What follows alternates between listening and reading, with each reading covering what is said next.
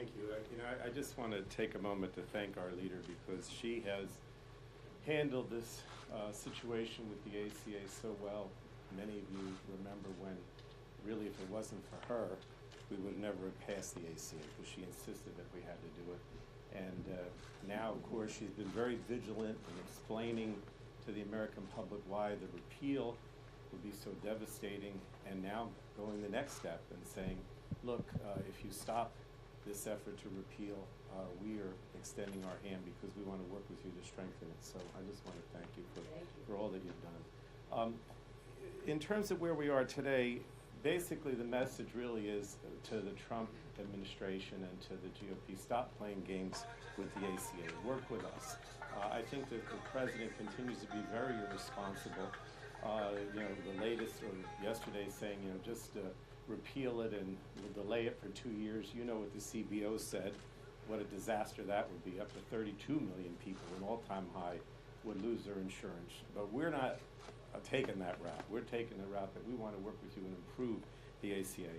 I just want to mention two things that I think are very important in that respect and would eliminate a big part of the uncertainty that exists right now with the insurance market. First, with regard to the cost-sharing reduction payments. The president announced yesterday that he's going to pay it for another month. But that, thank you, Mr. President, but that's ridiculous, right? I mean, the uncertainty in the insurance market of going from month to month, like, paying month-to-month rent rather than having a lease for 2 years or more, is just ridiculous. And so the most important thing, I think, right now, to eliminate this uncertainty in the insurance market is to guarantee that those cost-sharing payments, which affect 7 million people, are paid consistently and on time, long term.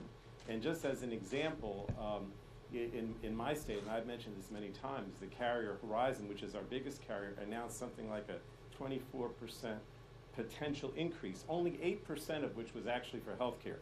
The rest was because of the uncertainty with the cost-sharing reduction payments, the uncertainty about the mandate, all the things that President Trump and the GOP are doing are basically resulting in this level of uncertainty that needs to stop if we're going to strengthen the ACA and make sure that insurance premiums don't go up exorbitantly and that carriers stay in the market, because a lot of the carriers are actually leaving the market because of the uncertainty. And the second thing is reinsurance. As you know, carrier insurance companies have to cover people regardless of their pre-existing condition, and there are a lot of people that are sick, and it's expensive for them to cover them.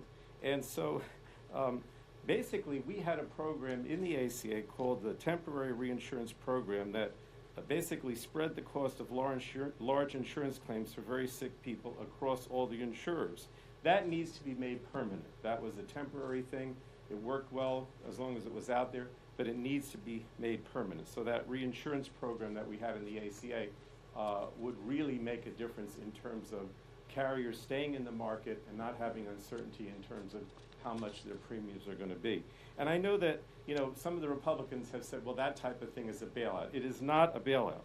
Basically, we have hundreds of a lot of people costing these insurance companies a lot of money because the people are sick, because they need attention, and it costs a lot of money to cover their medical treatment. And I think we pretty much determined on a consensus bipartisan basis that we want to take care of the sicker people. We want to make sure that they have insurance coverage. So why not do why not make this a permanent program so that we can keep the carriers in the market and again eliminate a lot of the uncertainty.